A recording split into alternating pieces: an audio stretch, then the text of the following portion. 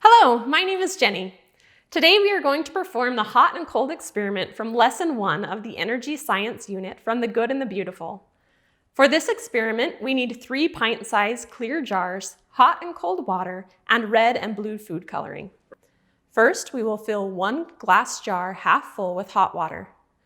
Next, we will fill this glass jar halfway with cold water. Now I'm going to place this empty jar between our 2 jars of water. If I touch the outside of each jar, what do you think it will feel like? The jar with hot water is hot to the touch, and the jar with cold water is cool to the touch. Now watch while I add 3 drops of red coloring in the hot jar and 3 drops of blue coloring in the cold jar. Do you see what is happening? Which color is spreading faster through the water? Yes, the red color is spreading faster than the blue color. Why do you think that's happening?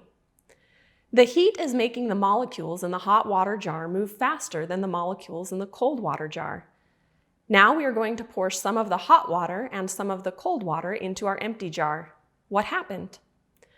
Our water turned purple. When I touch this jar, it feels warm. When 2 substances mix together, the heat in the hotter substance will move to the cooler substance. This is called a transfer of energy. As the heat energy is shared, the molecules will reach equilibrium, which means all of the molecules in our jar are the same temperature. The hot and cold water have mixed completely.